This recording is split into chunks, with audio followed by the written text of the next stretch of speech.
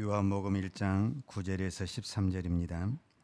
참빛 곧 세상에 와서 각 사람에게 비치는 빛이 있었나니 그가 세상에 계셨으며 세상은 그로 말미암아 지은 바 되었으되 세상이 그를 알지 못하였고 자기 땅에 오매 자기 백성이 영접지 아니하였으나 영접하는 자 곧 그 이름을 믿는 자들에게는 하나님의 자녀가 되는 권세를 주셨으니 이는 혈통으로나 육종으로나 사람의 뜻으로 나지 아니하고 오직 하나님께로서 난 자들이니라.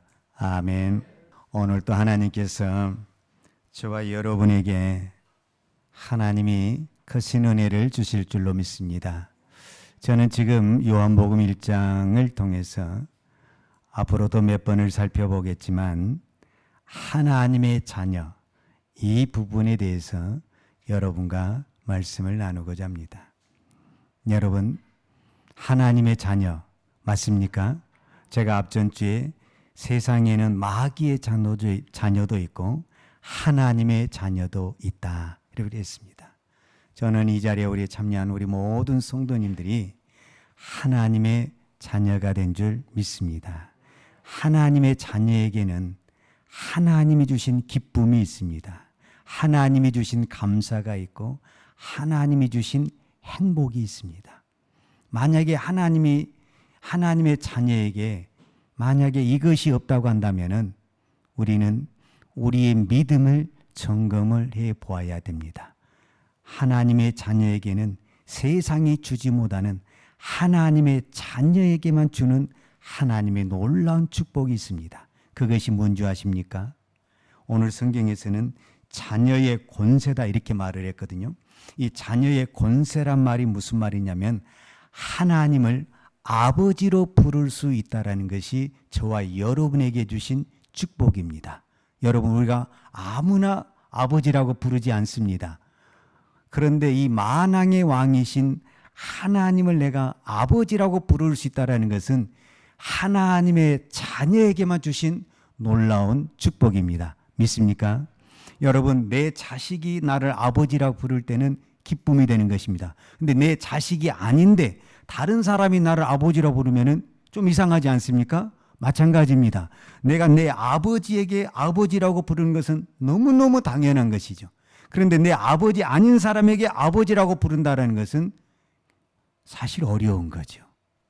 우리가 하나님을 아버지라고 부를 수 있다는 것이 놀라운 축복이요 하나님의 은혜인 줄로 믿습니다. 여러분 하나님이 나의 아버지가 맞습니까? 그러면은 하나님이 자녀에게 주신 그 축복, 내 마음에 평안이 있습니다. 내 안에 기쁨이 있습니다. 내 안에 감사가 있습니다. 여러분 마음에 지금 그 마음이 있습니까? 자, 그러면 이제 질문을 하겠습니다. 저 세상에 있는 사람이 불쌍합니까? 우리가 불쌍한 사람입니까? 저 세상에 있는 사람이 불쌍합니까? 그러면 이 말을 다시 바꾸어서 저 세상에 있는 사람이 우리를 부러워합니까? 내가 세상의 사람을 부러워합니까?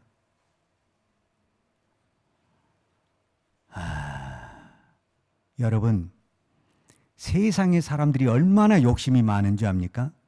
그것을 부러워하잖아요. 그것을 좋아하잖아요. 그러면 반드시 성취하려고 노력을 합니다. 시간을 투자하고 물질을 투자하는 겁니다. 왜? 내가 그것을 부러워하고 내가 좋아하기 때문에 그렇습니다. 그런데 지금 이 한국 교회가 굉장히 많이 있고 큰 교회도 많이 있는데 자리가 점점점 가득 채워져 가는 것이 아니라 비어가고 있습니다. 여러분 세상의 사람들이 우리를 부러워한다면 그럴 수가 없는 것입니다.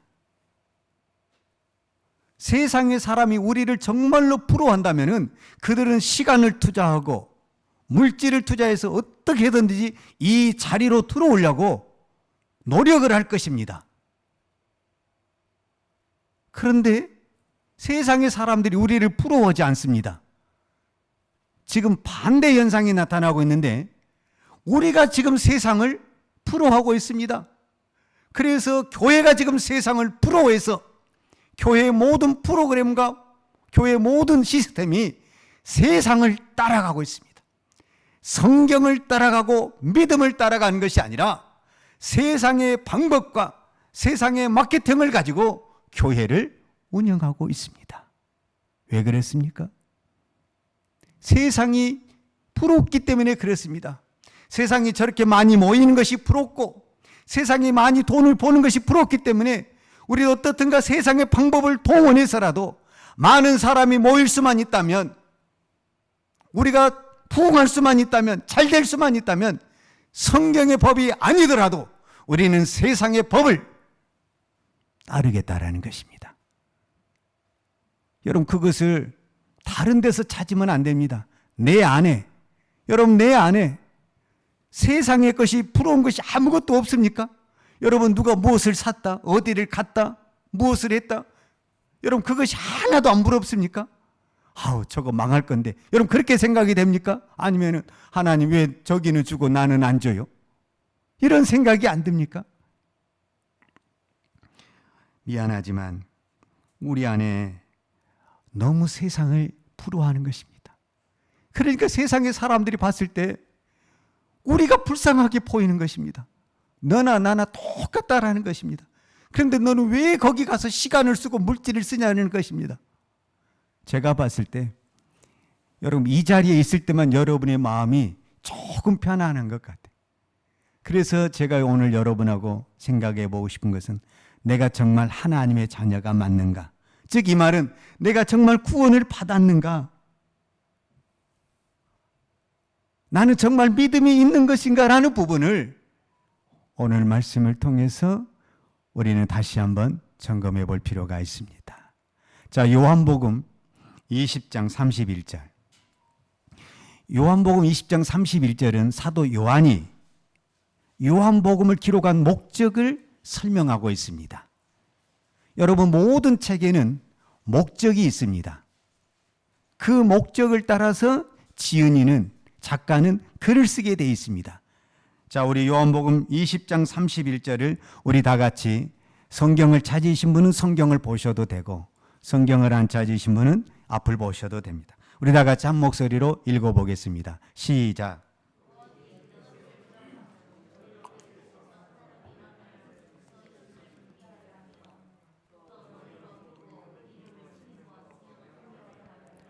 아멘.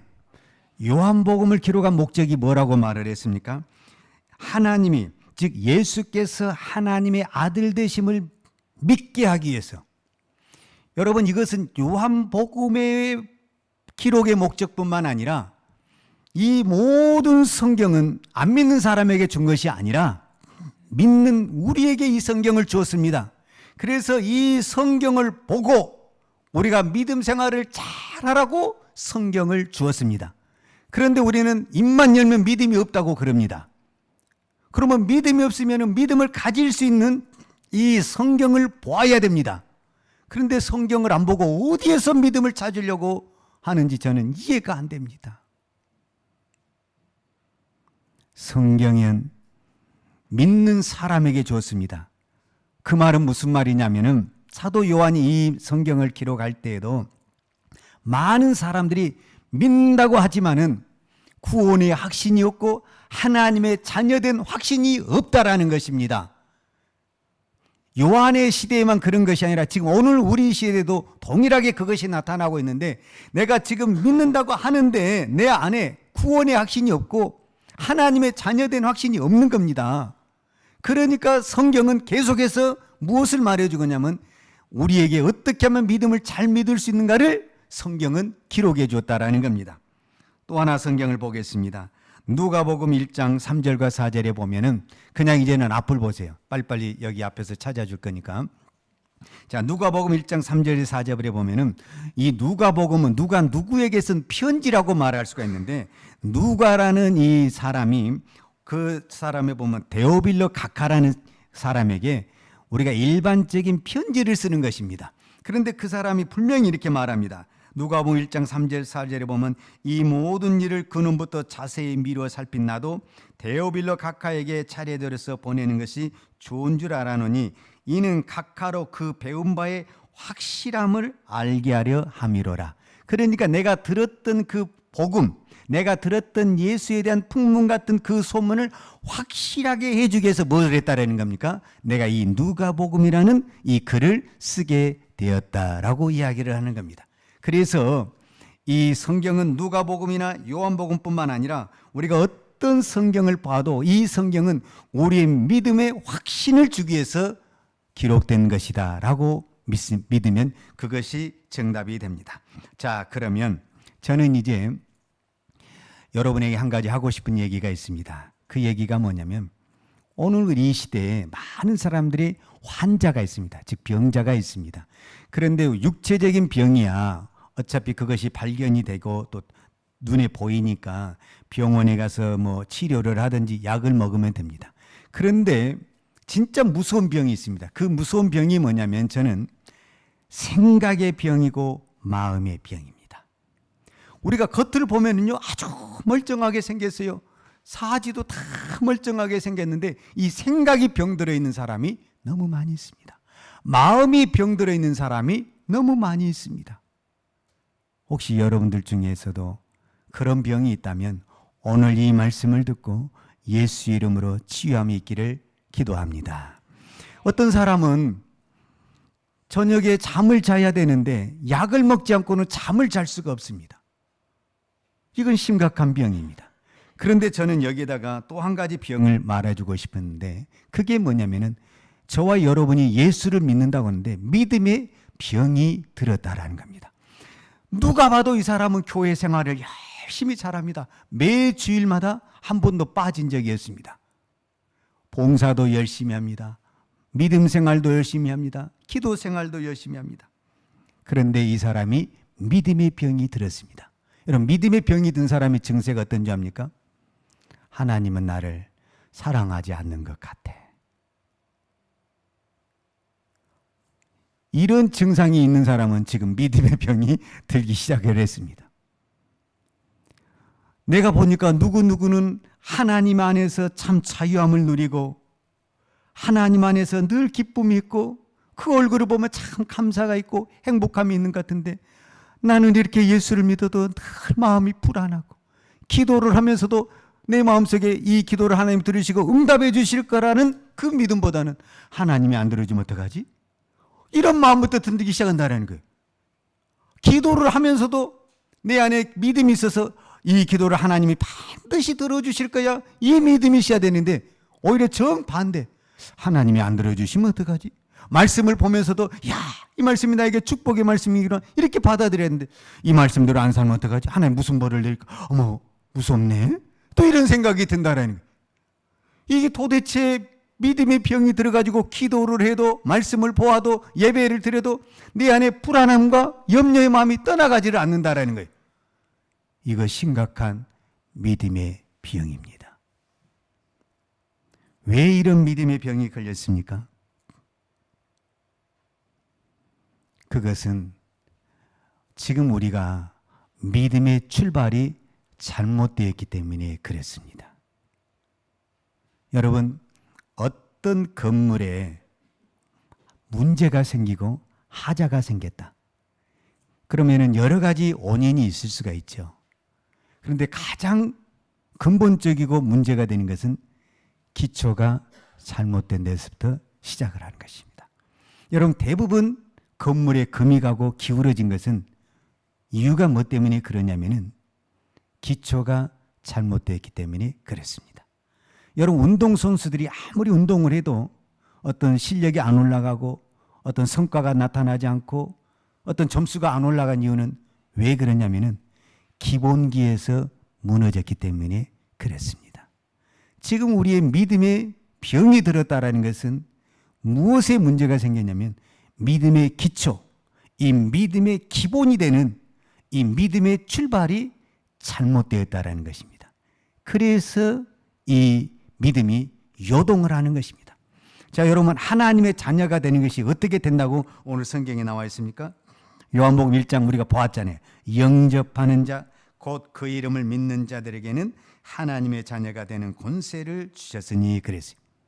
그런데 이 하나님의 자녀가 된다라는 것은 전제 조건이 있습니다. 무엇이 전제 조건이냐면은 그 이름을 믿어야 되고 또 그 이름을 영접을 해야 되고 그 이름을 알아야 되는 것입니다.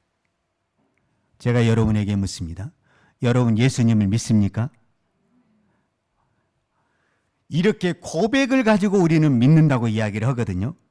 그런데 이 믿음이 어디까지 안 가면 이 믿음이 믿음으로 볼 수가 없냐면 영접하는 것까지 가야 됩니다. 영접하는 것까지. 영접하는 것까지 간다라는 것은 무슨 말이냐면은 예수님이 내 안에 들어오셔서 예수님이 내 안에 주인의 자리를 왕의 자리를 앉지 않는 이 순간은 나는 예수님을 영접했다라고 말을 못하는 겁니다. 자, 여러분 예수님을 믿습니까? 그러면은 여러분 분명히 예수님을 믿는다고 말했죠. 자, 그러면은 이 믿는다는 말이 여기서 이렇게 말하는 것하고 그 다음에 저 북한에 가서 똑같이 질문하는 겁니다. 북한 군사가 당신 예수를 믿어? 그때 내가 예수를 믿습니다라고 대답하는 것은 지금 내가 이 한국에서 예배 시간에 예수님을 믿습니다라고 대답하는 것과는 근본이 다릅니다. 근본이. 지금 여기서는 내가 예수님을 믿는다고 말할 수 있지만은 저 북한에 가서는 내가 예수님을 알기는 아는데 잘 모릅니다. 이렇게 말이 바꿔질 수 있다라는 겁니다. 그러면 이제 이미 그 믿음은 병이 든 믿음이다라고 이야기를 하는 겁니다. 여러분 우리가 북한까지 갈 필요도 없어요. 저는 그렇게 생각을 해요. 여러분이 지금 예배를 드린다고 믿음을 가지고 믿음이 있기 때문에 예배를 드린다고 왔잖아요. 그런데 이 믿음이 어디만 가면 바뀌어집니까? 교회만 나가면 믿음이 바뀌어져 버립니다. 가정에 가면 믿음이 바뀌어져 버립니다. 직장에 가면 믿음이 바뀌어져 버립니다. 아니 믿음이 바꿔지기보다는 믿음을 찾아볼 수가 없습니다. 어머 저 사람이 믿었어? 어머 저 사람이 교회를 다녔어? 기적이네. 나는 저 사람이 교회를 다니 꿈에도 몰랐네. 왜 그랬습니까? 믿음이 안 보이기 때문에 그렇습니다. 믿음이.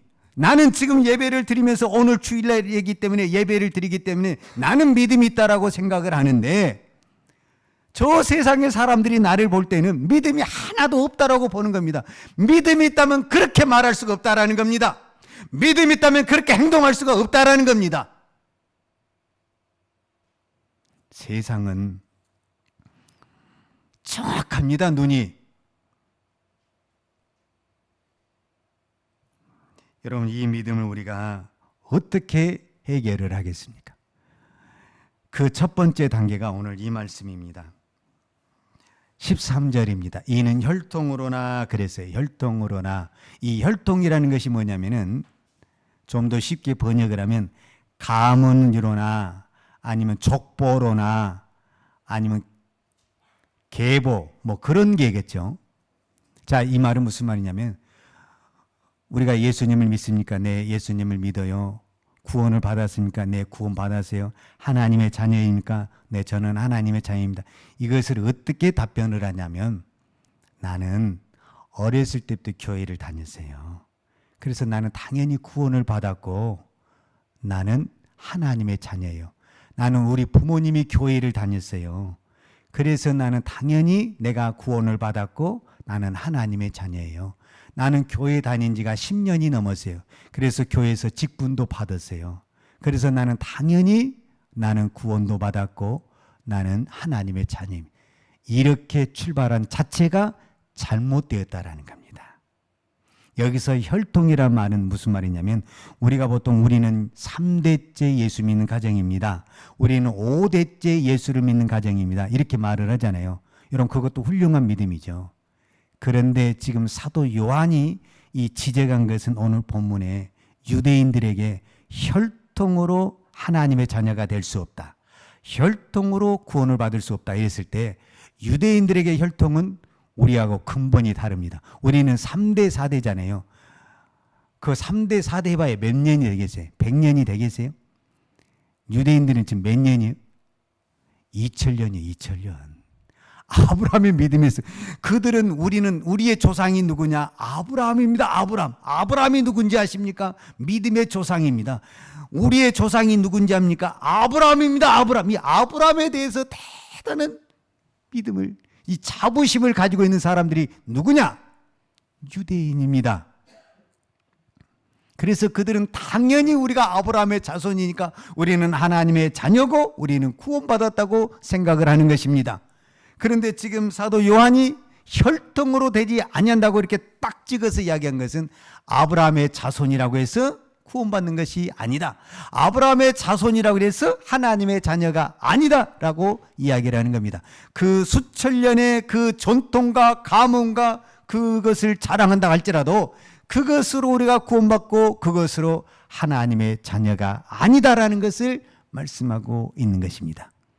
여러분, 우리의 족보는요, 이 성경에서 이 유대인들에게 이야기를 하자면 명함도 못 밀어요. 명함도. 우리 3대 5대 유대인들은 100대 몇백 대, 우리는 몇 대를 지금 올려온 겁니까? 지금 이 2000년의 역사 속에서 얼마나 많은 그 계보가 흘러나왔습니까? 여러분, 마태복음 1장에 보면은 이 아브라함의 족보로 해서 예수님의 그 탄생이 나오잖아요. 그것은 예수님의 탄생인가 동시에 유대인들의 족보잖아요. 그들이 자랑스럽게 생각하는 이 아브라함, 얼마나 자랑스럽습니까? 그런데 아브라함의 자손도 뭐가 안 된다? 구원이 안 된다. 하나님의 자녀가 안 된다라는 겁니다. 그렇기 때문에 내가 몇 10년을 교회에 다녔다 할지라도, 내가 교회에서 어떠한 직분을 가지고 있다 할지라도, 또 우리 집안이 다 몇 대를 믿는 하나님의 가정인다 할지라도 그것으로 하나님의 자녀가 되고 구원받는 것은 아니다라고 말씀하는 것입니다.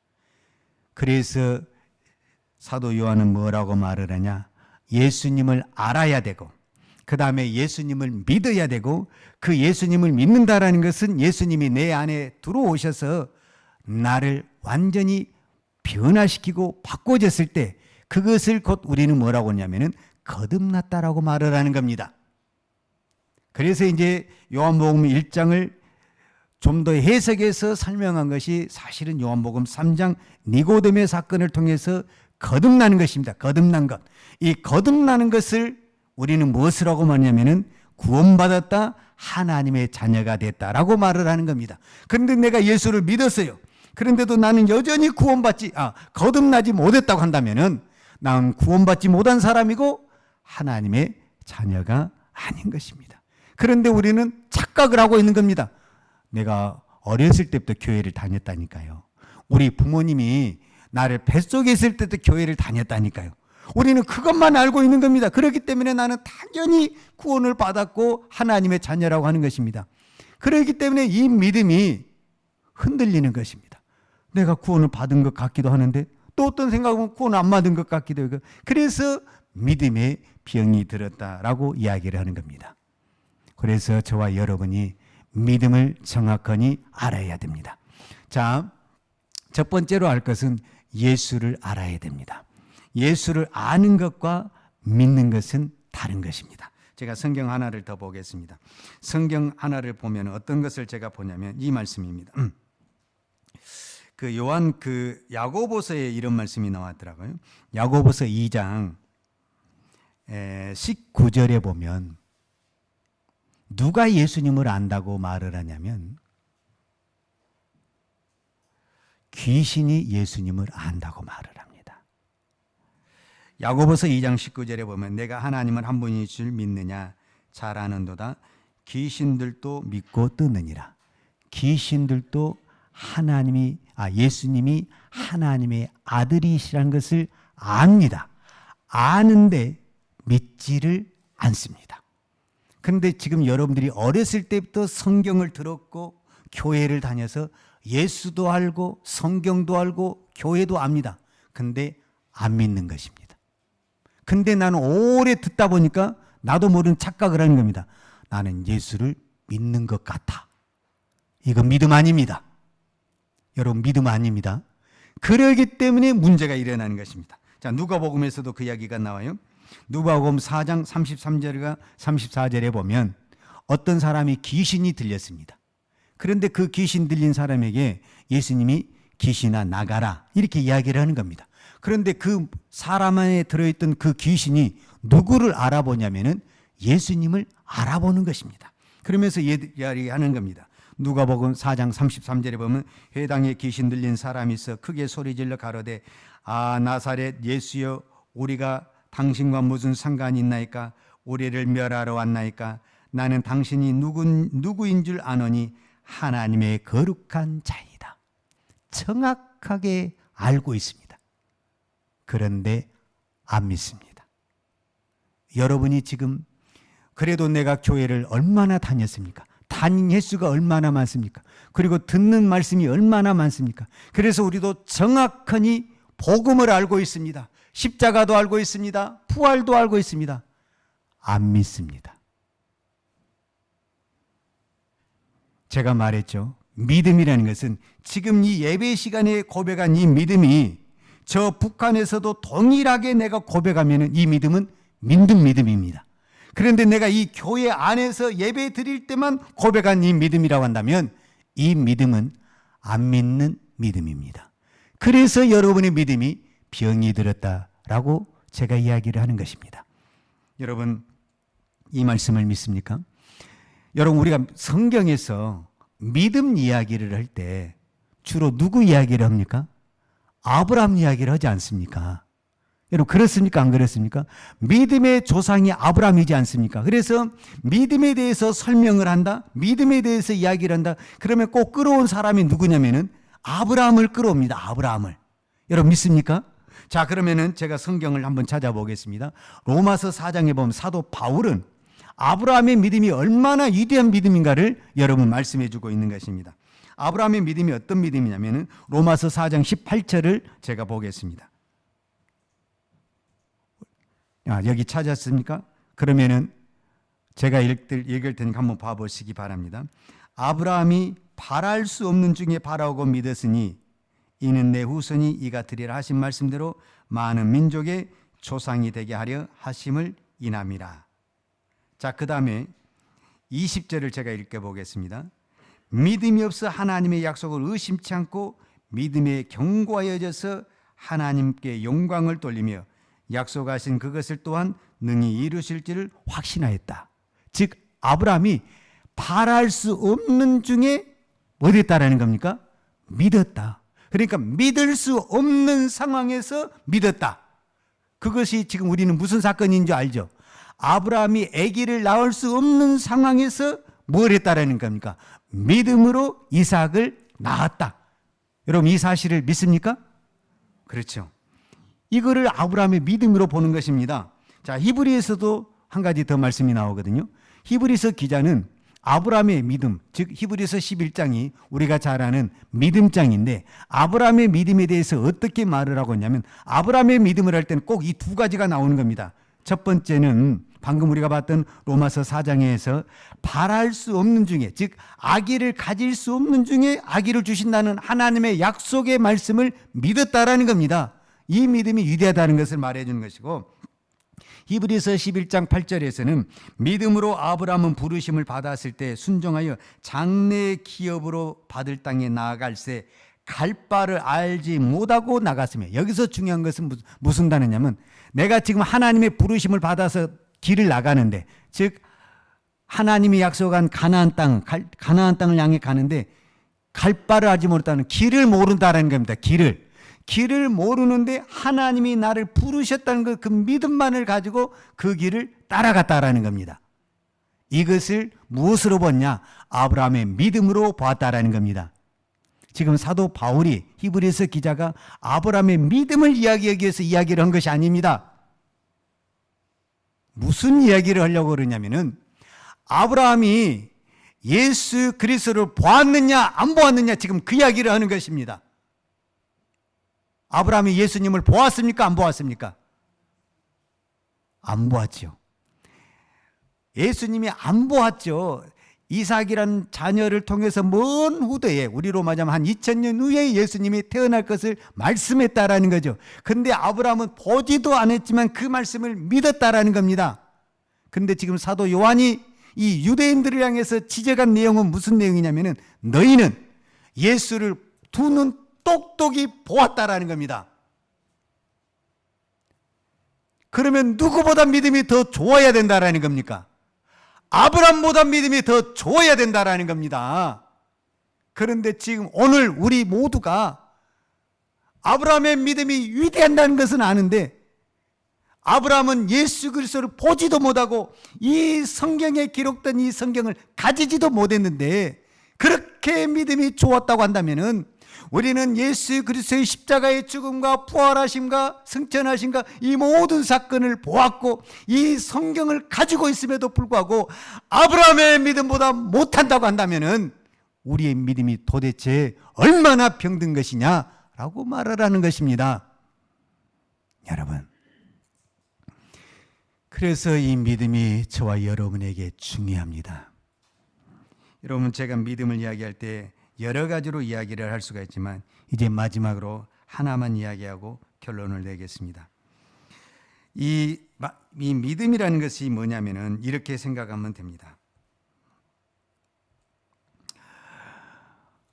예수님을 믿는다고 말을 했을 때 그것은 곧 무엇을 말하는가를 우리가 좀 기억을 해야 되는데, 지금 오늘 요한복음 1장을 가지고 제가 설명을 하겠습니다. 예수님이 이 땅에 오셨습니다. 그것을 성경은 요한은 뭐라고 하냐면 자기 땅에 오매, 그랬죠? 자기 땅에 오매 영접지 아니하였으나 빛이 어둠에 비쳤으나 깨닫지 못하였으나, 이 말은 같은 말이거든요. 그러니까 예수님이 자기 땅에 오매 영접지 아니했으나, 이 말과 대칭되는 단어가 무엇입니까? 영접하는 자. 그러죠? 자, 지금 이 예수님이 이 땅에 왔는데 두 부류로 나눠졌다라는 것을 지금 설명을 하고 있는 겁니다. 그러니까 11절과 12절은 정반대를 이야기하고 있는 거잖아요. 11절은 자기 땅에 오매 자기 백성이 영접지 아니하였으나, 그러니까 영접하지 아니하는 사람들이 있었다라는 겁니다. 그런데 그 중에 누군가는 또 어떻게 했다라는 겁니까? 영접하는 사람들이 있었다라는 겁니다. 그렇다고 한다면 지금 나는 내 자신에게 질문을 해야 되는 겁니다. 나는 어느 쪽에 지금 서 있냐 그 말입니다. 어느 쪽에. 여러분은 영접하는 사람 쪽에 서 있습니까? 아니면 영접하지 아니한 쪽에 서 있습니까? 이 대답이 별로 영접하는 사람 쪽에 서 있습니까? 제가 그렇게 후한 점수를 드리겠습니다. 다 영접하는 사람의 여기까지는 이렇게 와야 됩니다. 그 다음에 제가 이야기를 해야 되는데 여기서부터 막혀버리면 제가 그 다음 이야기 가기가 곤란합니다. 자, 예수님이 이 땅에 어디에서 태어났습니까? 저기서 태어났습니다. 베들레헴에서 태어났습니다. 베들레헴에서. 기본입니다. 이건 베들레헴에서 태어났습니다. 근데 예수님이 딱 태어나자마자 세상이 두 쪽으로 나눠졌습니다.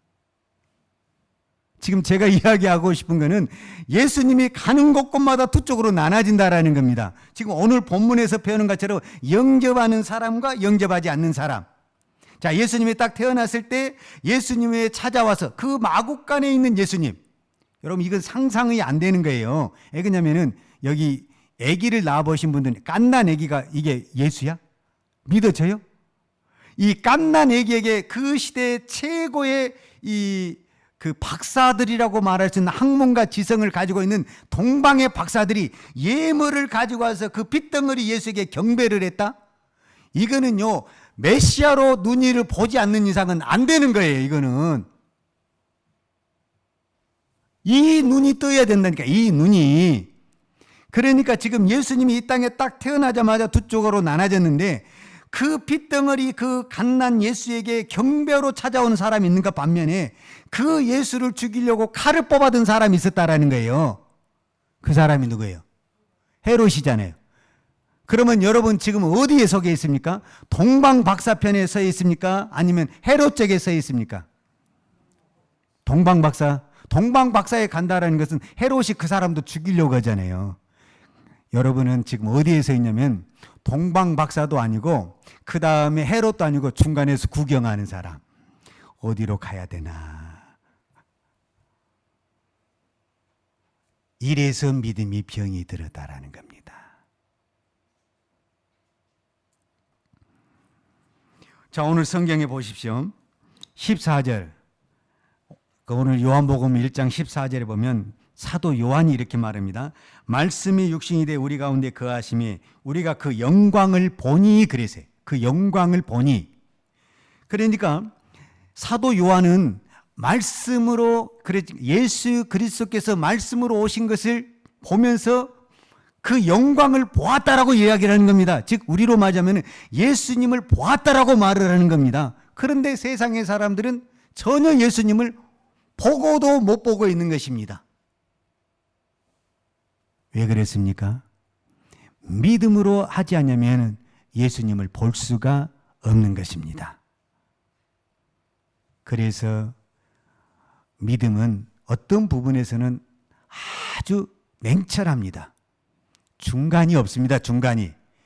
우리는 믿음의 중간 지점을 찾고 있으려고 그러는데 믿음의 중간 지대는 없습니다. 우리가 지금 방금 이야기한 대로 영접하는 쪽에 가 있든지 아니면 영접하지 않는 쪽에 있든지 둘 중에 하나이지 나는 나중에 기회 봐서 그럴 수는 없다라는 것입니다. 근데 대부분 우리는 내가 지금 교회 안에 있으니까 영접한 것으로 생각을 한다라는 것입니다. 저는 이것이 아니라고 말씀을 드리는 겁니다. 내가 예수를 영접한다라는 것은 예수님이 나의 왕이 되는 것이고 예수가 나의 전부가 되는 것이고 십자가를 영광으로 바라볼 수 있는 눈이 있을 때 진정으로 우리는 예수 그리스도를 믿는다라고 말할 수 있는 것입니다. 만약에 이것이 안 된다고 한다면 우리는 예수를 지금 잘못 믿는 것이다라고 이야기할 수가 있는 것입니다. 이제 성경 한 구절만 이야기하고 제가 마무리하도록 하겠습니다. 사도 바울이 고린도 교회에 이런 말씀을 합니다. 고린도전서 1장 22절과 23절. 여러분 이거는 이제 다 중요하니까 우리가 한번 찾아서 읽어보고 성경을 오늘 마무리하도록 하겠습니다.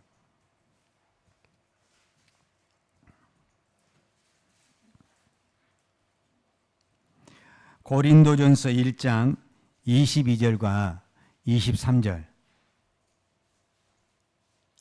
자, 다 찾으셨습니까? 우리 다 찾으셨으면 성경을 보든지 저 앞에도 띄어졌으니까 우리 다 같이 한 목소리로 22절, 23절 읽겠습니다. 시작.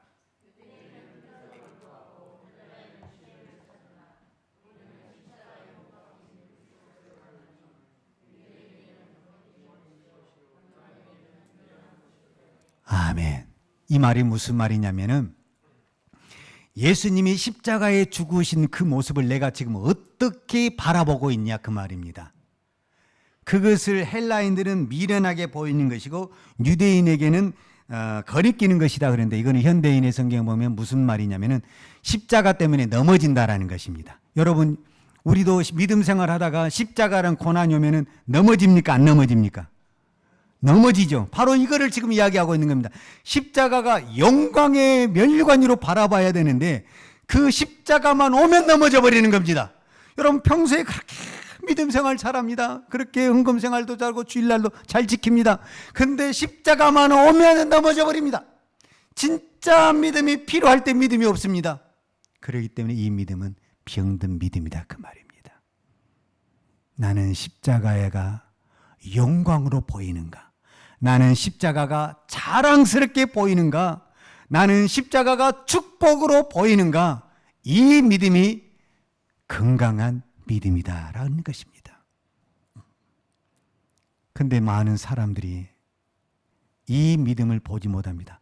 여러분 십자가가 왜 영광이 되는 것입니까? 십자가 자체는 고난입니다. 그런데 왜 십자가가 영광이 되냐? 그 이유를 알아야 됩니다. 그거는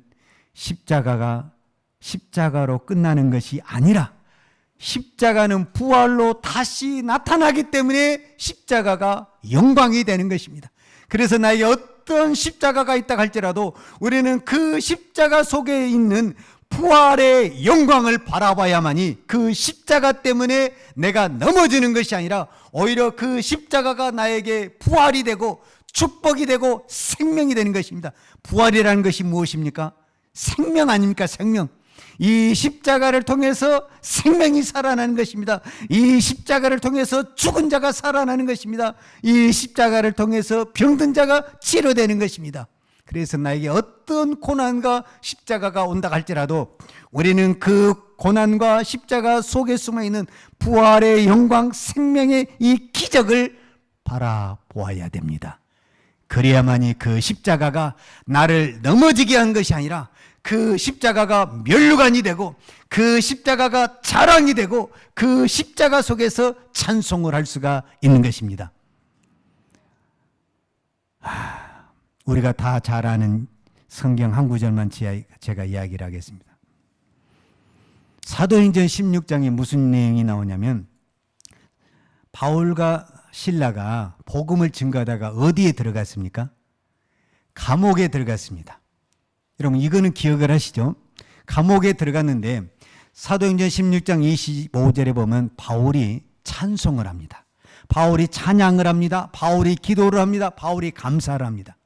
여러분 우리가 생각했을 때 지금 이 감옥에 들어갔다는 것은 어떤 부분에는 십자가고 고난이잖아요.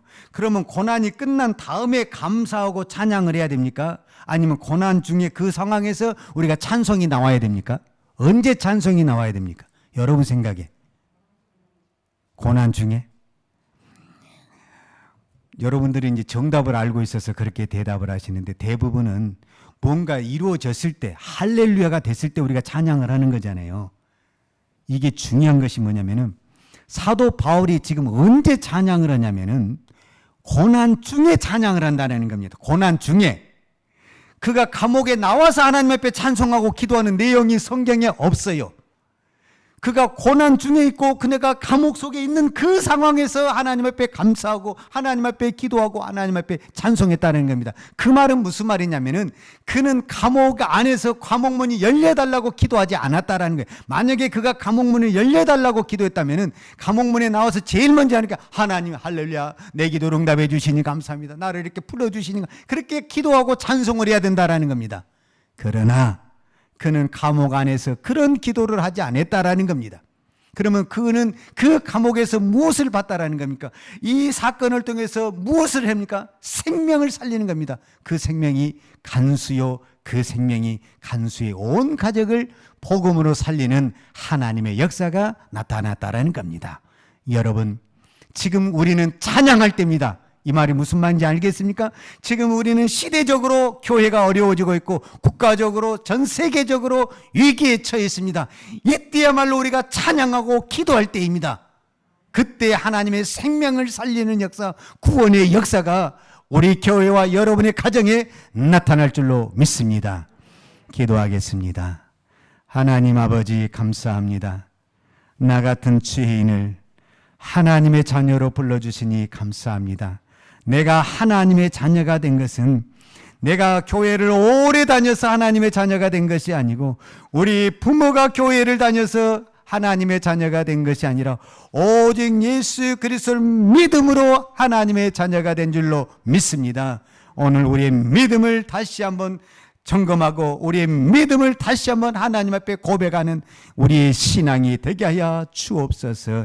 우리의 믿음이 교회 안에서 예배 드릴 때만 하나님 앞에 찬송하고 기도하는 우리의 믿음이 아니라 내 가정에서 내 직장에서 내 상태에서 십자가의 고난이 있을지라도 우리가 그 환경 속에서 찬송하고 기도할 수 있는 내가 예수 그리스도의 나의 주인이라고 고백할 수 있는 우리의 믿음이 되게 하여 주옵소서.